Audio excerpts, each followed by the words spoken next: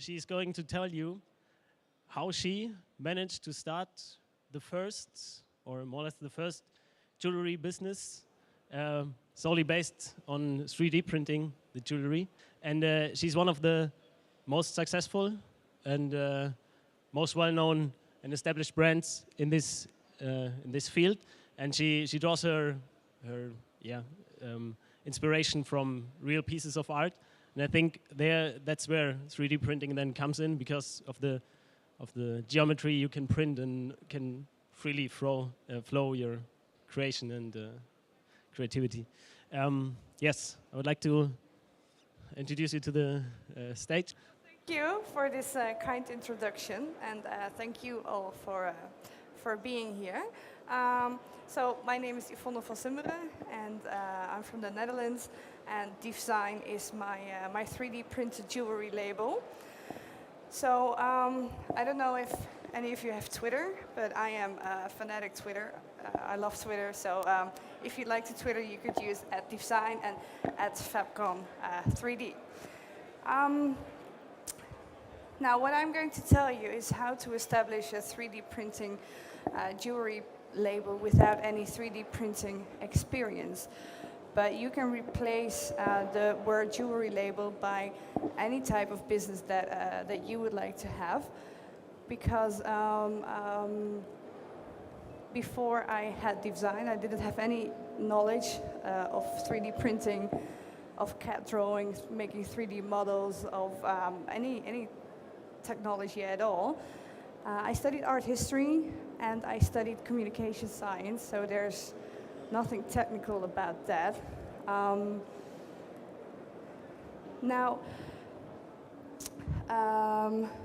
It was September 2010, and I was writing my master thesis for my communication science study.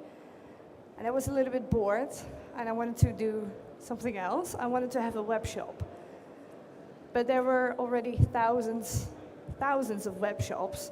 So how was my web shop going to distinguish itself from all the other web shops out there?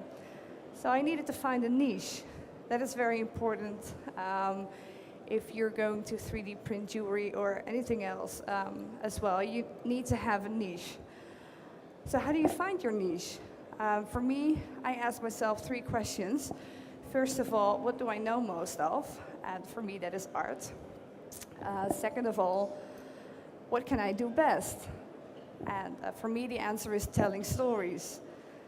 And third of all, what is my goal? And for me, that is to tell everyone about the wonderful and the inspiring stories of art. Because you can look at an abstract painting and think, oh, I have a 3-year-old niece who can do the same thing. But it's not really what you see. It's also the story behind it. Who painted it? When did he paint it? Why? And what were the circumstances, etc. So there's a real story behind every work of art. And that is really inspiring to me. And I noticed that whenever I told more about the story behind the work of art, that people got more inspired as well. So that was my goal, to tell people more about art. So Bracelet Boutique was born. And what I did is I imported ready-made bracelets out of Asia, combined them with a work of art, whether it had the same color, or it had a link with the material used, or something about the shape of the bracelet. And it really took off. It was in the media quite a lot. I will show you the images later on. And then it was November. I was at a graduation party, and you know what it's like. People are asking you, hey, what are you doing nowadays? What are you doing? So I told them I had a web shop in bracelets. And then this friend of mine said, okay, so you are importing bracelets. Why are you not 3D printing them? And well, like I said, it was at a graduation party, and I figured, that guy, he must have had too many drinks. He is trying to to make fun of me, because how in the world can a 3D printed object come out of a printer where I print my thesis from? So I thought he was fooling around with me. But after that, yeah, these are the images of the media the bracelet boutique was in. So the niche that I had, bracelets inspired by works of art, that really worked. It was a niche that people understood. Now, Iris van Herpen, maybe some of you know her. She's a Dutch fashion designer, and she designs these really gorgeous, extravagant dresses, all from the 3D printer. Now, this is really pretty, but I wouldn't wear it. And I don't know, would you wear it? No, right? I think Lady Gaga would wear it, but there aren't that many Lady Gagas out there. So I thought 3D printing had to be wearable. It had to be something that is pretty, but not too crazy, not too extravagant. Because if you have it wearable, then you can more easily tell everyone about it. This is 3D printed. Oh, but I thought you could only 3D print guns. So there's a lot of negativity about 3D printing, a lot of futuristic things like printing veins, printing organs, etc. And that doesn't really attract to the female customer. So back then, in 2011, apart from the industrial target groups, there were several consumer target groups. That was the haute couture fashion, like you saw Iris van Herpen, her collections. The hobbyists, those who really would like to buy a home 3D printer and just play with it at home. And those were not really the target groups that I wanted to reach. I wanted to reach the female consumer. You know, to tell them that 3D printing doesn't need to be scary, that it can be wearable. But not the general female consumer, but actually I wanted to reach the general female consumer with a potential interest in art, because the art is a very important thing for me that it has to come back every time. So, in the end, I decided, let's make this happen. Let's try if I can 3D print my own jewelry. All right, how are we going to do this? Because like I said, I have no technological background. I didn't know anything about 3D printing. But luckily, I live in Delft. I wasn't born there, I just happened to move to Delft. And Delft has an amazing university of technology. So I figured that's the place to go. I'm sure there are lots of people there who know about 3D printing. And there was this very kind professor who told me everything about 3D printing. And then it took me about a week, maybe two, before I understood everything, because for me it was quite a complicated process. Now it's easy for me to understand, but back then, a layer and another layer. Okay. And I figured, well, this should be very easy to make jewelry with. But then I realized I need a 3D model. How do I get a 3D model? And this is interesting for you too. If you don't know how to make the 3D model yourself, there are actually several options you have. But you most definitely need to know your strengths and your weaknesses. And my strength is that are my ideas, my concepts. And my weakness is, you know, the lack of technological skills. So you should really know your strengths and your weaknesses, and stick to what you know best, what you can do best, and outsource everything else. So the 3D models, I draw my ideas on a piece of paper, and then it gets drawn on the CAD program by somebody else. And in the beginning, the professor from the technological university showed me to a couple of guys, and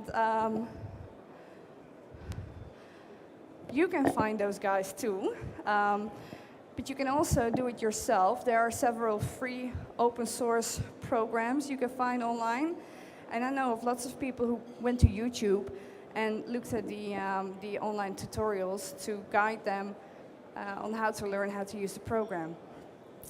Now, many people have asked me, why don't you go learn to do it yourself? Yeah, no.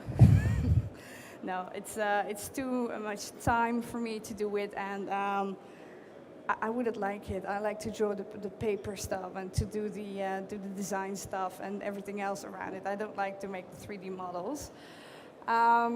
You could also go to communities like I Materialize and Shapeways. They have online forums where you can click on and see if they're hiring 3D modelers, or you can write like an advert saying, hey, I'm looking for a 3D modeler who can help me with this. So there are many 3D modelers out there, and I'm sure you'll find one. And also printing companies, where you eventually will print the model. They can help you with the design as well. So then it was almost 2 years ago that my first collection came out. And so I had a little party later that evening. Now, this is actually the most famous bracelet from that was in the first collection. And the painting on the right, actually it's a work of art on the right, is from Matisse. And at the end of his life, his vision became quite blurry. He didn't see well anymore, so he didn't paint anymore, but he cut out shapes of paper. And these shapes are leaves, and the bracelet next to it is actually inspired by his cut out leaves. So you can see the leaves in the bracelet. Some more images. This is actually almost the same design, just a little bit smaller. And this is printed in stainless steel and then gold plated afterwards. The other materials were nylon polyamide. On the right, you see a painting by Picasso. You can see there's a woman in there. You can see the head on the top, the breast, the waist, the upper leg, and the feet. And actually what we did is we took the contours of the body, lifted, and shaped it like an oval, like a circle, so that it fit around your wrist.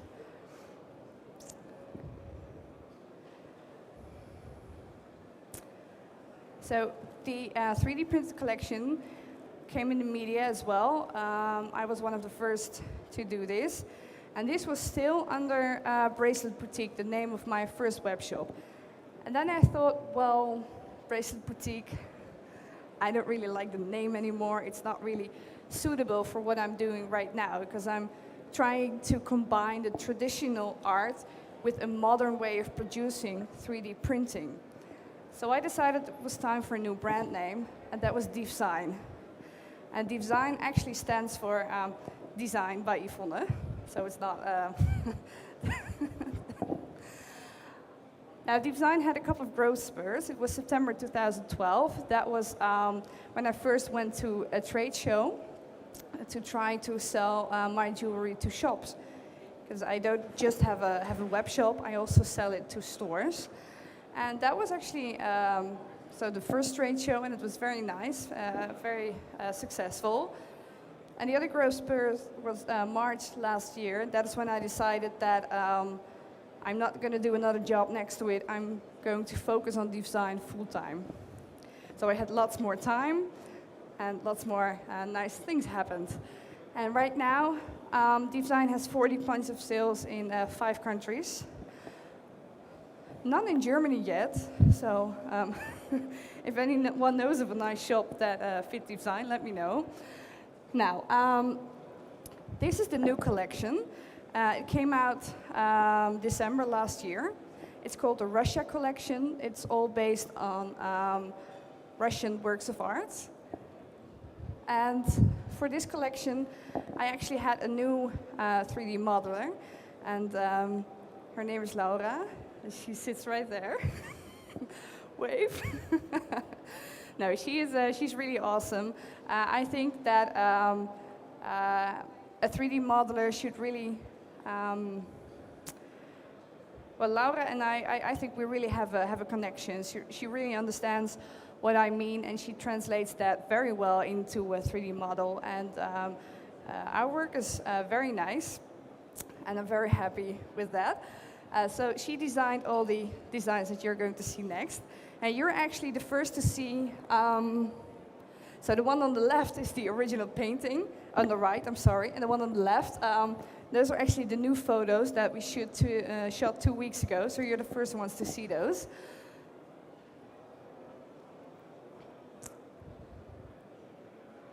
Wait, let me tell you a little bit about it. I don't know if you're interested in the stories behind the art as well, but this is actually an icon from Russia. It was painted 900 years ago, and usually there's a halo around the head of a saint. There used to be a halo around the head of Mary, but because it is that old, the halo disappeared, and I actually tried to get the halo back in the jewelry.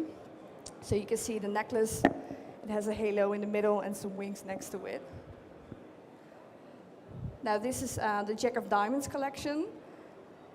And Jack of Diamonds is a card, but it's also the first Russian avant-garde group of artists who were really inspired by Western art.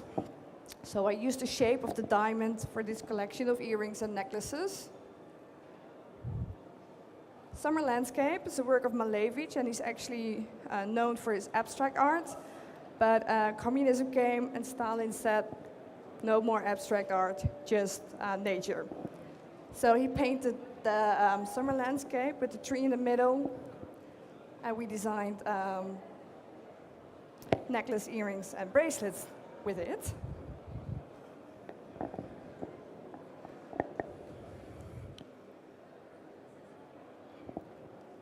So the girl you're seeing in the photo, she's a Dutch actress, and she's really awesome. You can shoot 100 pictures with her, and they're all 100, all pretty.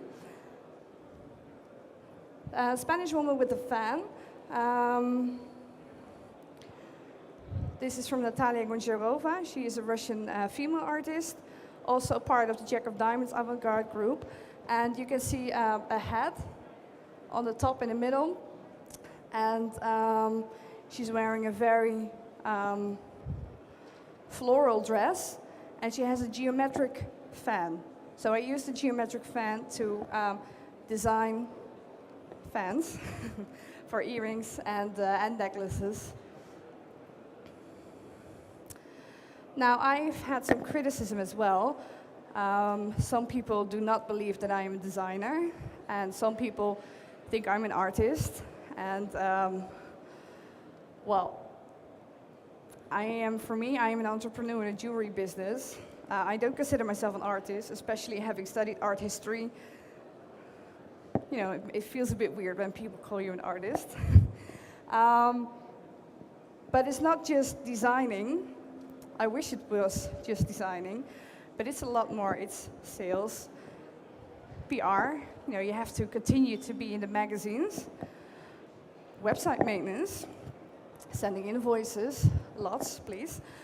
Storytelling, social media, administration, acquisition, arranging and styling photo shoots, keeping in touch with clients, marketing, building exhibition stands, branding, and giving lectures, etc. And I enjoy all of it, absolutely. I'm having really fun doing this. But the design part, I think, is about 5% of everything else you do. So I think there are several types of 3D printing designers. You have, I'm sure you heard by now what the advantages and the disadvantages of 3D printing are and how it works.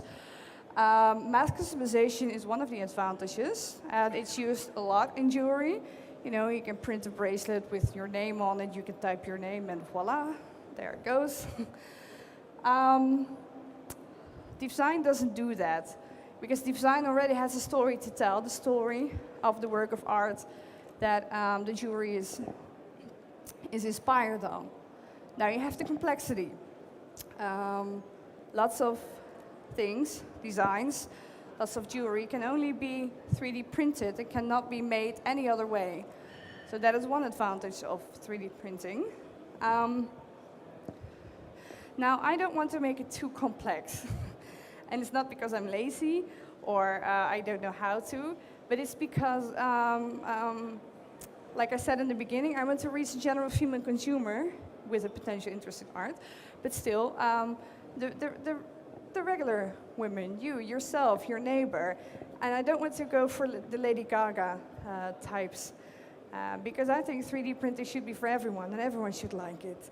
So that's why I don't really go to the complex shapes, but I tend to go more to the round, floral, organic shapes. And 3D printing for those who have no experience. Like myself, I have lots of experience now, and I'm very happy that I know lots about 3D printing. But those who don't have any experience can just easily start with a business with 3D printing. So if you have any more questions about that, you can come to me later. Now these are the questions that you need to ask yourself if you want to start a business with 3D printing. And these questions don't really have anything to do with 3D printing, but more to help you decide what kind of niche you're going to have in 3D printing, because a lot is being done. And of course, if you're going to have a business in 3D printing, you want to distinguish yourself as well from all the others. So what do you know most of? What can you do best? What is your goal? Who is your target group? What are your strengths and weaknesses? And what do you need to outsource? Well, that is my story. I hope I inspired you a little bit by telling you that how I've come from knowing nothing about 3D printing to having a successful company in 3D printing. And if you have any questions, shoot. No questions. Oh, yeah, wait, I'll give you the mic. It was right here. Ah. Thank you.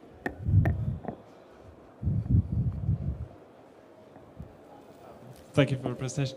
I just wanted to know which kind of technology you're using, like which printing technology. This, for instance, is nylon polyamide, and that is with the SLS technique, selective laser sintering. And I like it because it's very flexible, very lightweight. And my earrings, they are printed in stainless steel and then gold plated afterwards. And that is called the digital materialization process, I think. And this is not lasered, but this is, you have a layer of steel powder and then a layer of binding, like a sort of glue, layer of steel powder, binding again, and then it goes into the oven.